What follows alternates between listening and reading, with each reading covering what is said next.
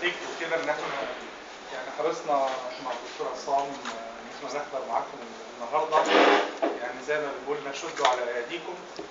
في الحقيقه الواحد هو جاي ولقى الايه زحمه حوالين النقابه الصبح، فيعني قال يعني هذا العدد في محافظه واحده اكيد ايه هيعمل شيء مفيد للمهنه وللبلد.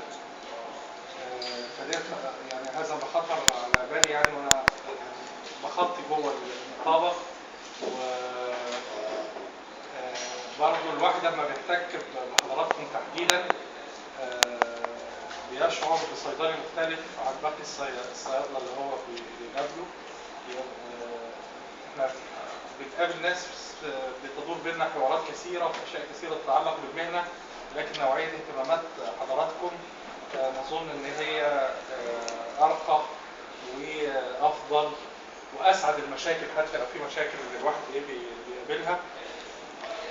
الحاجه الثانيه يعني هبسيب الدكتور عصام يحدثكم بعض التفصيل عن الامتحان وكده، انما احنا ان شاء الله الكورس اللي هيبدا بعد كده حريصين ان هو يتطور، ومش هنقدر نعمل دوت الا باراء حضراتكم. احنا هنبقى نعمل سيرفيه هتوزع على حضراتكم في الامتحان اللي هيلتحقوا بالامتحان، وهنحاول نتواصل مع اللي مش هيحضروا الامتحان بحيث ناخد منهم التقييم بتاع الدوره ديت، بحيث كل مره نكون فيه بنتطور الى الافضل ان شاء الله. دوت فيما يخص الكورس. نضيف لكده يعني احنا بنشكر الدكتور احمد زيدان والدكتور عمرو عبد الرؤوف. بصراحه يعني كان من اكثر اعضاء هيئه التدريس اللي الواحد احتك فيهم. يعني هو كان دايما بيبقى في مشكله عندنا سواء في النقابه العامه او في العمل النقابي في موضوع التعليم الصيدلي المستمر، ان انت تجد اعضاء هيئه التدريس ستاف قادرين ان هم يحدثوا تواصل بما يحقق احتياجات الصيدلي اللي في السوق، فبيحصل ان الناس بتفصل.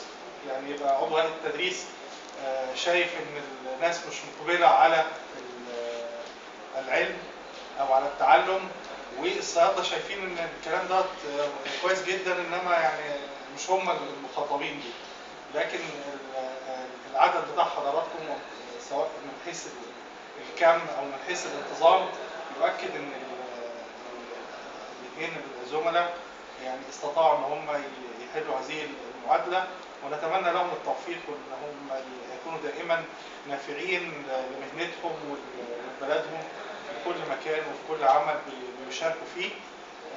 فهنستأذنكم بس هنقدم لهم درعين دلوقتي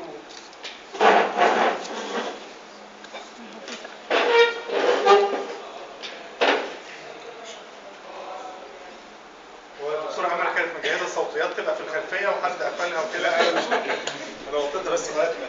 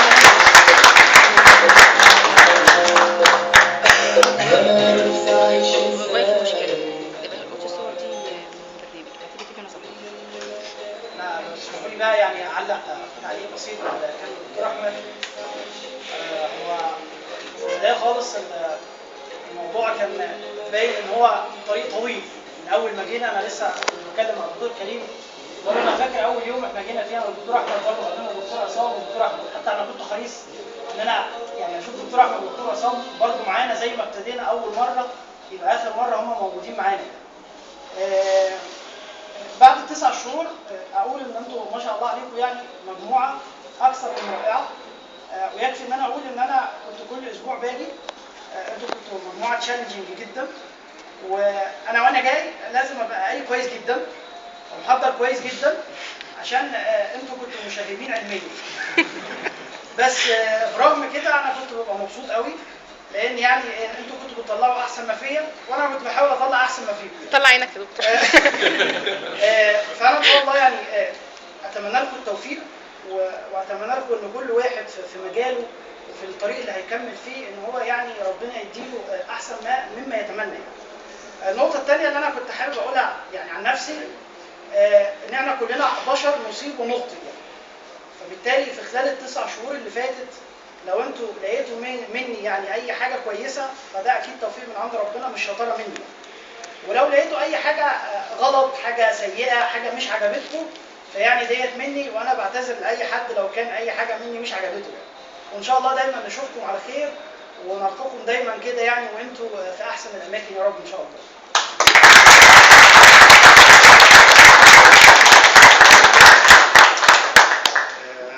طبعا يعني زي ما قال الدكتور عمرو لما بدأنا الكورس قوي احنا كنا مترددين جدا يعني.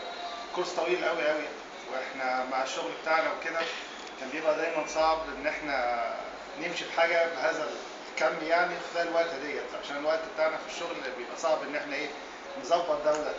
لكن يعني اشهد الله يعني ان احنا اول لما بدانا حسيت بارتباط جامد جدا جدا بالمجموعه كلها. حتى كنت دايما بقول للدكتور عمرو احنا ماشيين مجموعه بنها ليها كده معزه خاصه جدا جدا عندنا يعني. لان زي ما الدكتور عمرو قال يعني انتوا كنا بنحس ان احنا داخلين امتحان كل محاضره. يعني اللي يصدق منكم ان احنا كنا ممكن مثلا نجهز المحاضره حوالي 10 مرات قبل كل مره. فما اظنش ان حد هيذاكرها يقعد يذاكرها بعد المحاضره بالعدد دوت. فدايما المعزه قويه جدا جدا، واحب دايما ان احنا نكون متواصلين مع بعض. وده دايما بيثبت وجهه نظري في المصريين اللي شفتها في كل مكان بصراحه، ان احنا ممكن نعمل تغيير حقيقي، وان احنا لو اتحطينا في مكان ولقينا الريسورسز اللي احنا محتاجينها حقيقي ممكن نبدع.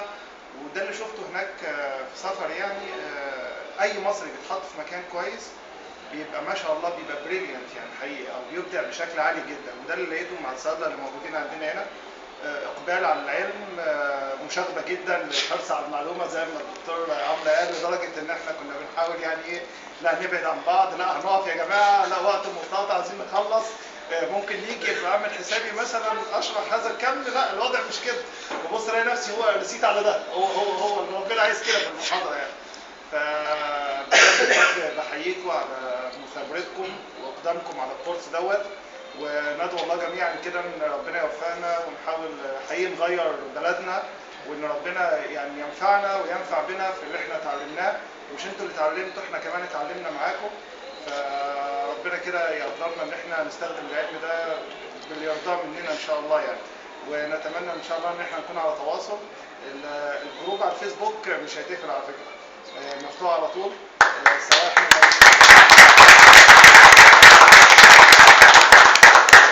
سواء احنا موجودين هنا معاكم او حتى يعني موجودين في مصر او بره مصر، ان شاء الله في تواصل على طول. واحنا طبعا يعني اخواتكم الكبار يعني ممكن في اي سؤال احنا تحت امركم. وان شاء الله عايزينكم ترفعوا راسنا بقى في الامتحان ان شاء الله يعني. وربنا كده يوفقكم باذن الله، ونتوقع عن قريب باذن الله.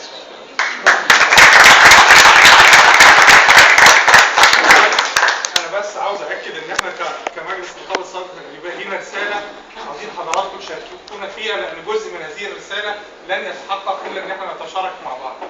يعني احنا رسالتنا ان احنا نكون نقابه رائده متميزه نقابيا ومهنيا ومجتمعيا بمشاركه صيادله المحافظه. فاحنا هي فيها 3 حاجات، ان احنا نكون نقابه رائده، ان احنا نعمل الجديد وغيرنا يعمل بعدين. بس ان احنا نكون نقابه متميزه، ان احنا نؤدي بطريقه جيده، مش شرط كثره الاعمال، لكن العمل اللي نؤديه بطريقه جيده. نقابه رائده متميزه مؤثره، احنا قلنا نقابيا ومهنيا ومجتمعيا. وانشطتنا دايما بنحاول انها تغطي المحاور ديت، ان احنا نعمل جهد لتطوير كل مجال من مجالات المهنه، سواء صيدلي حكومي، صيدلي صاحب صيدليه، من الناحيه الاقتصاديه ومن الناحيه المهنيه. كل فرع من فروع المهنه ديت مهنيا. نقابيا يعني حضراتكم وانتم هنا عارفين ان نقابه القاهره عملت الكورس زي دوت بعدين، فاحنا اما ده حصل قلنا يبقى احنا ماشيين صح. ورائده يعني احنا بنسعى دائما الى الجديد. الكورس دوت اول ما اتعمل كانت اول نقابه فرعيه تعمله.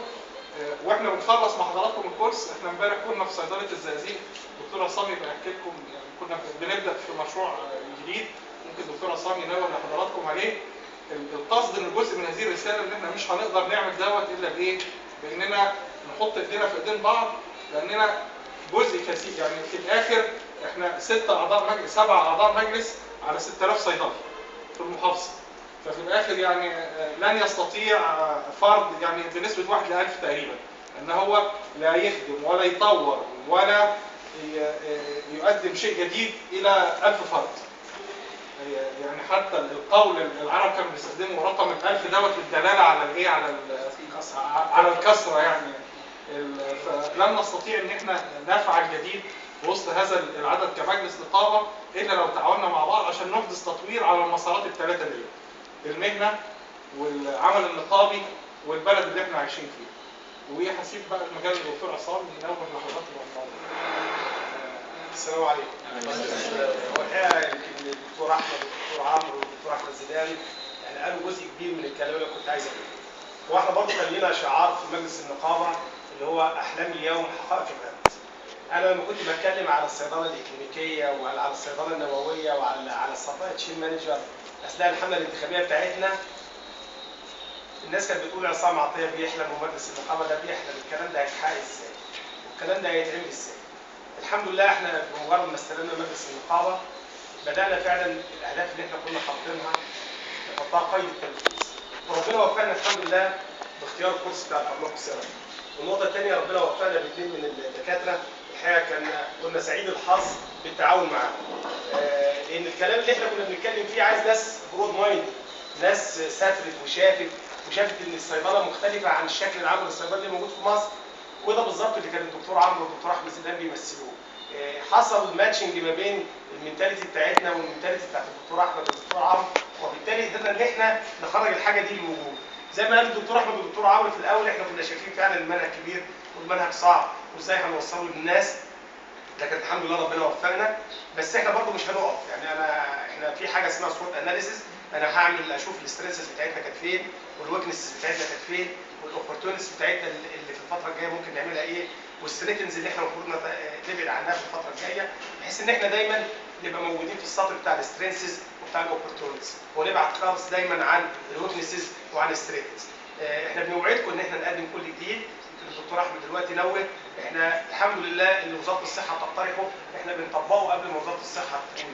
لما اقترحنا ان احنا ندرس الصيدله الاكلينيكيه، بعدها وزاره الصحه اصدرت قرار بانها عايزه تطبق الصيدله الاكلينيكيه على مستوى مصر. وزاره الصحه قالت ان احنا عايزين نعمل مديري مستشفيات من الصيادله ومن الاسنان. الحمد لله احنا امبارح قدمنا سيلابس مانيوال لايكواليتي اند هوسبيتال مانجمنت دبلوما، وان شاء الله هتظهر للوجود في خلال فتره قريبه بنسعى بيها في جميع الجهات، بحيث ان انا عايز برضه يبقى صيدلي يعرف كواليتي كويس قوي، وفي نفس الوقت يقدر يدور مستشفى او يدور تيم او يدور مؤسسه، لان الصيدلي لا يقل باي حال من الاحوال عن اي حد تاني في المجتمع. لان انا عارف وانا صيدلي منكم، احنا الحمد لله الصيدله من انبغ الناس ومن اكثر الناس علم ومن اكثر الناس بتعمل ديفلوبمنت لنفسها. طبعا التفاصيل بتاعت الامتحان انا مش عايز بس اعطل الدكاتره اكتر من كده، انما انا هبلغكم تفاصيل الامتحان كلها. هو الامتحان ان شاء الله هيبقى في الاسبوع الاولاني بعد عيد الاضحى. فانا قصدت ان احنا ناجله شهر او شهر واسبوعين عشان ندي فرصه للناس انها تذاكر وتراجع وتحل. ان الامتحان هيبقى تشالنجينج زي ما الدكتور احمد زيدان قال، وانتوا ناس تشالنجينج، فاحنا عايزين الناس ان شاء الله يبقى في عدد ناس قوي يخطي الامتحان ان شاء الله باذن الله. زي ما الدكتور احمد قال، انا والله كنت كل جمعه ناجي، كل ما اشوف عدد السيارات اللي بره واطلع اشوف الزملاء اللي قاعدين. انا كان لا مش جاي كده، لا وعدد الناس اللي الواحد بيبقى جاي شايف الطريق كله زي ما يكون صح لغايه اما يقرب من النقابه هنا يلاقي بشر. يعني وبشر جاي يعمل ديفلوبمنت، وهو ده اللي مصر محتاجاه الفتره الجايه. محتاجه ناس سايبه بيوتها وسايبه صيدلياتها وسايبه اعمالها وسايبه اولادها وجايه يوم الجمعه عشان تدرس، عشان تطور نفسها، عشان تطور مصر في الفتره القادمه. هو ده اللي مصر محتاجاه من جميع البشر اللي موجودين في جمهوريه مصر العربيه. فاحنا ان شاء الله زي ما الدكتور احمد قال كده، احنا نقابه رائده واحنا افراد رائدين، باذن الله نحقق لمصر كل اللي مصر تصبو ليه في خلال الفتره القادمه. انا سعيد جدا بان انا معاكم، وان شاء الله اسعد ان انا ابقى معاكم دايما. زي ما قال الدكتور احمد، احنا لن نستطيع ان احنا نطور العمل النقابي في محافظه القليوبيه من غير ال 6000 صيدلي الباقيين ما يكون ايديهم محطوطه في ايدينا. فاحنا دايما نقابتنا مفتوحه، اماكننا على السايت في الفيسبوك موجوده، تليفوناتنا موجوده. نتمنى ان الناس كلها تيجي تشاركنا، الناس كلها تبقى موجوده معانا في النقابه عشان نقدر نقدم كل جديد للنقابه وللصيادله ولمصر ان شاء الله. شكرا جزيلا. في الاول بس في معلومه خاطئه عندنا. كلمه ليديز فيرست اللي كان قالها اصلا كان هتلر اما جه من اليهود في المحرقه، فقال لهم ليديز فيرست. فعشان كده احنا هنا بنخلي ليديز ليتست، هنا احنا بنعكسها تماما يعني.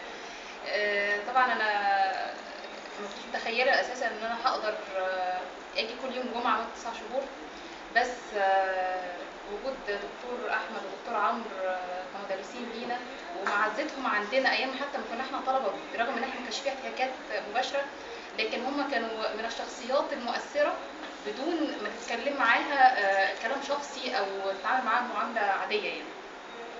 فكانت فرحتي كبيره والله جدا اول ما عرفت ان هم بيحيطوا الكورس، ولما تعرفت بحضراتكم فرحتي زادت، وتعرفت هنا بناس انا سعيده ان انا صحبت عليهم. وطبعا ده بالنسبه للبنات يعني، وبالنسبه للميلز انا سعيده جدا بزياره حضراتكم،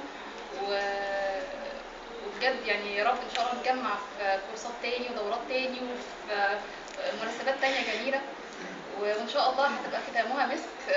هنبقى يعني دكتور محمد فاروق حاليا بيجهز لرحله هتجمع اعضاء الكورس واسرهم. ان شاء الله هيتم الاعلان عنها خلال الاسبوع ده، بحيث ان الجمعه الجايه باذن الله حضراتكم تحجزوا.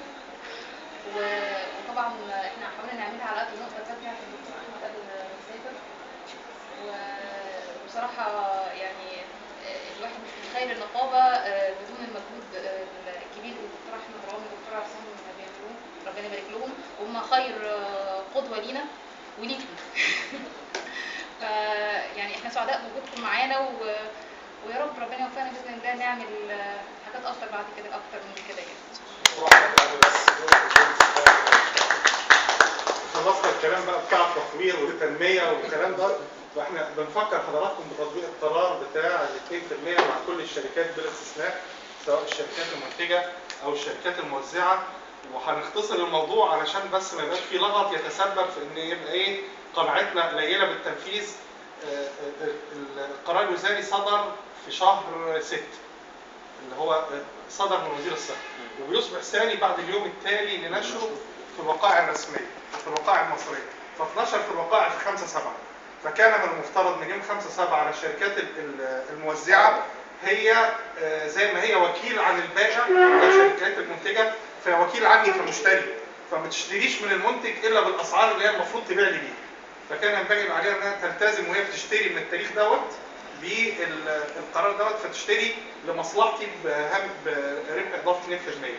جت تقفيل الشهر اللي فات وما نفذوش هذا القرار، وكان في اخر الوقت بتاع وزاره الدكتور فؤاد النووي، فكانوا هم غير حريصين على العلاقه مع الوزاره، فخبطوا في الوزاره واعلنوا ان احنا رافضين القرار، وبداوا يرفعوا قضيه لالغاء القرار. القرارات الوزاريه بتظل ساريه الى ان يصدر قرارات بتعديلها او الغائها او حكم قضائي بالغائها. مش معنى ان انا ارفع قضيه ان القرار اتلغى، فهو القرار ساري. يعني انا من حقي دلوقتي ال 2% من يوم 5/7. فانا دلوقتي بقسم على الفواتير، انا بعمل تصرف قانوني ان انا معايا قرار في ايدي، انا كنقابه عملت اللي انا شايف استطيعه في هذه المرحله، ان انا استصدرت هذا القرار من الوزاره، ولم اقبل المساومه مع الشركات المنتجه اللي هي كانت بتقول لي انا موافق على هامش ربحك يزيد 10% بس يبقى على حساب الجمهور، على حساب المريض. رفضنا هذا الامر واخترنا المعركه الاصعب ان هامش الربح يزيد 1% لمده 5 سنين من ميزانيه الشركات، لان الشركات بتحقق ربح يتراوح في ميزانياتها المعلنه من 25 الى 45%، وبنقول بين قوسين ايه المعلنه. فاخترنا الخيار دوت علشان نحقق زياده في هامش الربح الصيدلي لا يترتب عليها زياده في اسعار الدواء، وماشيين في هذا الطريق. الشركات بتراهن على ان الصيادله مش هياخدوا موقف جماعي احنا كل يوم هيزيد عدد الصيادله، حتى لو ما حققناش نسبه جيده في وقت من الاوقات. الشهر اللي جاي يعني احنا بنقابل المندوبين، المندوب بيقول انا الشهر ده من الاخر كده قدرت اضحك على عدد من الصيادله تحت زعم ان انا الشهر الجاي هخصم لهم، ده بيقولوا كده في شركات.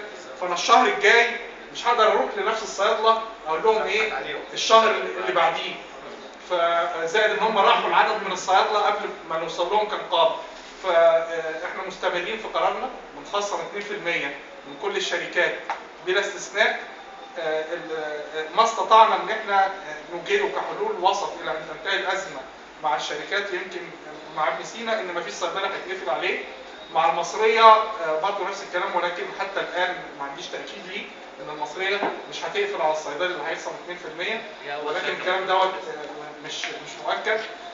اللي متولي مقاومه هذا القرار بصوره رئيسيه هو الدكتور مكرم مهنا صاحب شركه جلوبال، هو اللي رفع القضيه وهو رئيس غرفه صناعه الدواء، وهو اللي اصدر بيان برفض القرار، ومعاه الدكتور احمد العزبي كرئيس رابطه الموزعين. يعني ديت بس حبيت اكد على حضراتكم، يمكن بعضكم ما حضرش الجمعيه العموميه، ان في قرار جمعيه عموميه له سند من القانون بيقول ان حضرتك ليك حق عند راجل مش راضي يديهولك، فما تجيش تقول لي طب ما تخليه يديهولي. يعني احنا في وقت دلوقتي يعني قدرنا نطلع قرار من وزير الصحه وحطيناه في ايدك كسند قانوني لان انت تاخد ايه ال 2%. فعاوزين نقف وقفه مع بعض نستطيع بيها ان احنا ناخد حقوقنا ان شاء الله. يعني نتناقش بقى بعد ما يخلصوا. الصيادله الكبار بيحصلوا. لا شو بس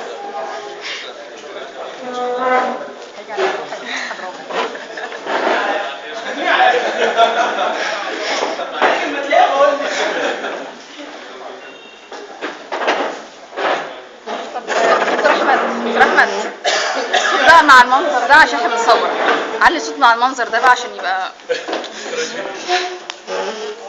خلاص خلصوا.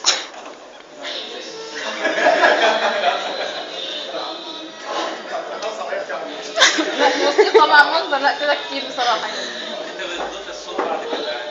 تمام يا جماعه.